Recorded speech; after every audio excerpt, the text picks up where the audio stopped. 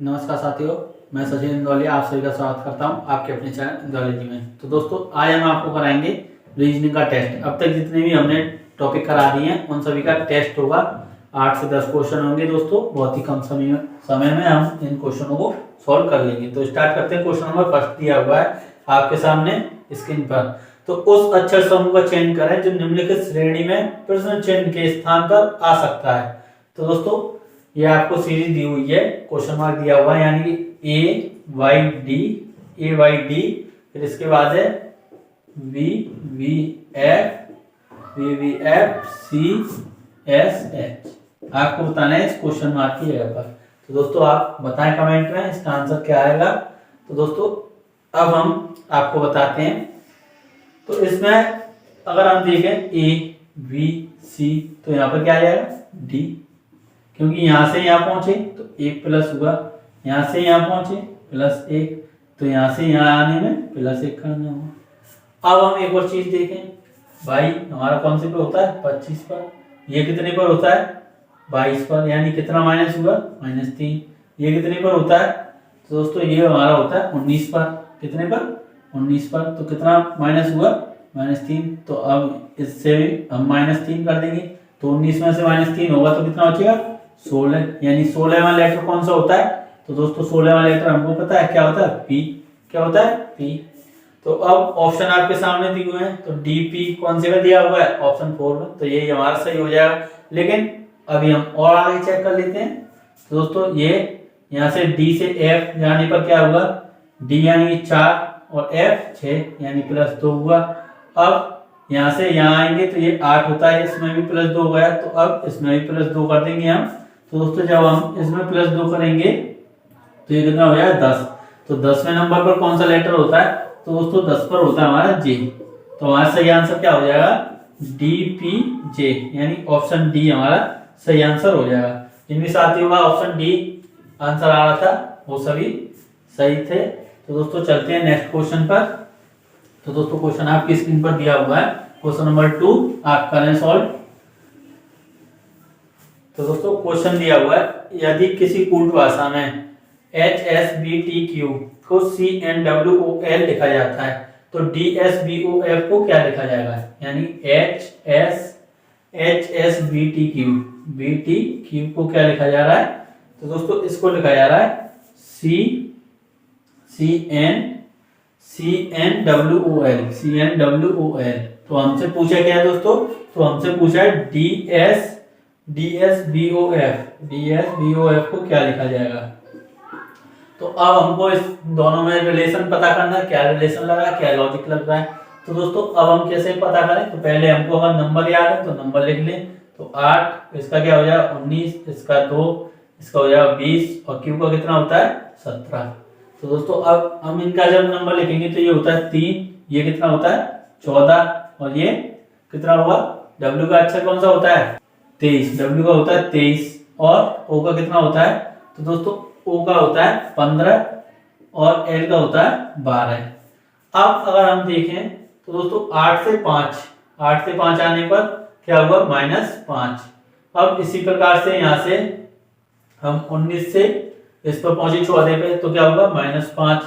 अब बी से पहुंचेंगे, बी से डब्ल्यू पर पहुंचे, बी से डब्ल्यू पर कैसे आएंगे, यानी हमको माइनस करना है ना। तो अब बी से डब्ल्यू पर, तो बी इससे पहले ए, फिर जेड, फिर वाई, फिर एक्स, यानी 1 2 3 4, और डब्ल्यू 5वां हो जाएगा, यानी इसमें भी 5 माइनस हुआ। अब टी से ओ आने पर -5, क्यू से एल तक आने में, यानी 17 से 12 पर आने -5, यानी हमको पता चल रहा है कि इनके बीच में रिलेशन जो है वो -5 का है, यानी सभी लेटरों में -5 करना है। तो अब हम यहाँ पर 4 होता है, एस का कितना होता है 19, बी का 2, ओ का 15, और एफ का 6।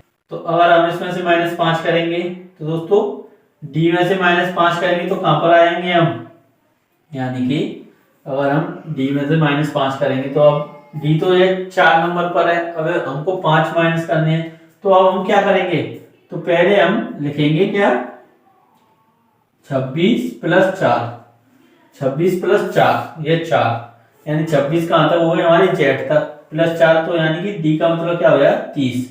अब इसमें से -5 करेंगे तो कहां पर आएंगे हम 25। तो कितना आ जाएगा इसमें से जब -5 करेंगे तो 25, और इसमें से -5 करेंगे तो क्या आ जाएगा हमारा। तो दोस्तों जब इसमें से -5 करेंगे तो 19, और इस 2 में से -5 करेंगे यानी 2, 26 प्लस 2 कितना हो जाएगा 28, और इसमें से -5 करेंगे तो क्या आ जाएगा 23, तो यानी कि यहाँ पर 23 आ जाएगा। और 15 में से -5 करेंगे तो 10, और 6 में से -5 करेंगे तो 1। तो दोस्तों अब 25 में लेटर पर कौन सा होता है बाई, 14 पर कौन सा होता है एन, और 23 पर होता है डब्ल्यू, और 10 पर होता है जे, और 1 पर होता है ए। तो ये हमारा सही आंसर हो जाएगा बाई एन डब्ल्यू जे ए। तो दोस्तों इस प्रकार से हमको ये सॉल्व करना था। तो चलते हैं नेक्स्ट क्वेश्चन पर, आप इनको नोट कर सकते हैं। तो दोस्तों क्वेश्चन नंबर 3 आपकी स्क्रीन पर दिया हुआ है, आप सॉल्व करें। ये सभी टॉपिक हमने आपको करा दिए हैं दोस्तों, बहुत ही आसानी से आप इनको सॉल्व कर पा रहे होंगे। और कोई प्रॉब्लम आ रही है तो हमारी वीडियो को आप देख सकते हैं, जिनका लिंक डिस्क्रिप्शन में दिया हुआ है। पूरी प्लेलिस्ट बनी हुई है दोस्तों, आप उसको वॉच कर सकते हैं। तो दोस्तों क्वेश्चन दिया हुआ है, यदि डिवाइड का अर्थ है प्लस, यानी कि डिवाइड का अर्थ क्या दिया हुआ है हमारे पास प्लस, डिवाइड का अर्थ क्या है प्लस, और माइनस का अर्थ है मल्टीप्लाई, माइनस का अर्थ क्या है मल्टीप्लाई। अब मल्टीप्लाई का अर्थ है माइनस, यानी कि मल्टीप्लाई का अर्थ क्या है माइनस, और प्लस का अर्थ है डिवाइड, यानी प्लस का अर्थ क्या है डिवाइड। तो दोस्तों कहने का मतलब ये है, जहां डिवाइड हो वहां प्लस लगा दें, जहां प्लस हो वहां डिवाइड लगा दें, और जहां माइनस हो वहां मल्टीप्लाई, और जहां मल्टीप्लाई हो वहां माइनस लगा दें। तो दोस्तों इस प्रकार से ये हमारे पास दिए हुए हैं। अब हमको एक इक्वेशन दी हुई है समीकरण, यानी 40 डिवाइड 20 मल्टीप्लाई 10 प्लस 10 -5। अब दोस्तों इसके जो सिंबल दिए हुए हैं इनको हम चेंज कर लेंगे अकॉर्डिंग टू दिस, यानी इनके अनुसार हम बदल लेंगे। तो 40 डिवाइड की जगह पर क्या आ जाएगा +20, और मल्टीप्लाई की जगह पर क्या आ जाएगा -10, प्लस की जगह पर क्या आ जाएगा डिवाइड 10, और माइनस की जगह पर क्या आ जाएगा मल्टीप्लाई 5। अब दोस्तों आपने पढ़ा होगा बोर्ड मास, हमने जैसे कि पढ़ाया था आपको जब ये चैप्टर गणितीय संक्रिया मैथमेटिकल ऑपरेशन आपको जब हमने कंप्लीट कराया था, तो उसमें आपने पढ़ा होगा बोर्ड मास। तो दोस्तों हमने पूरी वीडियो हमने बहुत ही आपको बारीकी से, बहुत ही इजी मेथड से आपको बोर्ड मास कराया था, तो आपको याद होगा। तो सबसे पहले हम क्या करते हैं डिवाइड, तो यहाँ पर डिवाइड किया हुआ है। तो अब 40 प्लस 20 माइनस, जब 10 का डिवाइड 10 में करेंगे तो क्या आएगा एक बार 1 आ जाएगा, मल्टीप्लाई 5। अब डिवाइड के बाद क्या करना होता है हमको मल्टीप्लाई, यानी 40 प्लस 20 माइनस, जब इन दोनों का मल्टीप्लाई करेंगे तो क्या हो जाएगा 5। अब प्लस करेंगे तो कितना हो जाएगी 60, 40 और 20 60 माइनस 5 कितना आ गया 60 में से 5 घटा देंगे तो कितना आया 55, यानी कि ऑप्शन सी इसका सही आंसर हो जाएगा। दोस्तों क्या ऑप्शन सी इसका सही आंसर हो जाएगा। तो दोस्तों बस आपको इसमें जो गणितीय संक्रिया है, अगर आपको कोई प्रॉब्लम आ रही है, बोर्ड मास का रूल नहीं पता है आपको, तो आप हमारी पहली वीडियो देख सकते हैं गणितीय संक्रिया की दोस्तों, उसमें हमने ये पूरा कंप्लीट कराया है आपको। तो चलते हैं हम नेक्स्ट क्वेश्चन पर, जैसा कि आपकी स्क्रीन पर लगा हुआ है। तो दोस्तों इसको आप सॉल्व करें। तो दोस्तों क्वेश्चन दिया हुआ है आपकी स्क्रीन पर, उस विकल्प का चयन करें जिसका तीसरे पद से वही संबंध है जो दूसरे पद का पहले पद से है। यानी कि क्वेश्चन हमको दिया हुआ है L into B बराबर क्या है 12 गुणा 22, L into B 12 गुणा 22, और हमसे पूछा क्या है। तो दोस्तों ये यहाँ पर इक्वल में नहीं दिया हुआ है, यानी रेशो में दिया हुआ है, ये यहाँ पर रेशो में दिया हुआ है, और ये यहाँ पर हमसे पूछा क्या है Q into Z का रेशो। तो दोस्तों इसका रिलेशन क्या होगा, जब इसका रिलेशन इससे है तो इसका रिलेशन क्या होगा। तो दोस्तों अभी हम एक गौर करें इस पर, तो L यानी 12, तो L का जो प्लेस वैल्यू होती है, जो अल्फाबेट में आता है, तो L 12वें नंबर पर आता है, और B कौन से पर आता है, तो दोस्तों B आता है हमारा 22 नंबर पर। तो इसी प्रकार से हम इसको रिलेट कर सकते हैं, यहाँ यानी कि Q हमारा कहां पर आता है, तो Q आ जाता है 17 पर, और Z कहां आ जाता है, तो दोस्तों Z आता है हमारा 26, यानी लास्ट लेटर होता है। अब Q और Z के बीच मल्टीप्लाई का सिंबल लग रहा है, तो हम इनके बीच भी लगा देंगे, यानी कि 17 मल्टीप्लाई 26। तो यानी कि दोस्तों हमारा कौन सा सही आंसर हो जाएगा, ऑप्शन सी इसका सही आंसर हो जाएगा। तो दोस्तों चलते हैं नेक्स्ट क्वेश्चन पर। तो जैसा कि आपकी स्क्रीन पर दिया हुआ है दोस्तों, इस क्वेश्चन को आप सॉल्व करें। तो दोस्तों ये क्वेश्चन आपके लिए गणितीय संक्रियाओं से दिया हुआ है, आप इसको सॉल्व करें मैथमेटिकल ऑपरेशन से। तो दोस्तों क्वेश्चन दिया हुआ है, यदि मल्टीप्लाई का अर्थ है प्लस, अब हम यहाँ पर नोट कर लेते हैं मल्टीप्लाई का अर्थ क्या है, प्लस। अब प्लस का अर्थ है डिवाइड, यानी प्लस का अर्थ क्या दिया हुआ है, डिवाइड। और दोस्तों आगे पढ़ते हैं, तो माइनस का अर्थ है मल्टीप्लाई, माइनस का अर्थ क्या दिया हुआ है, मल्टीप्लाई। और डिवाइड कर दिया होगा हमारे पास क्या, आपको पता चल गया होगा क्या रह रहा है, माइनस। तो दोस्तों माइनस, यानी कि अब हमको इक्वेशन दी हुई है, क्या इक्वेशन है, 16 गुणा 15 प्लस 5 माइनस 2 डिवाइड 4।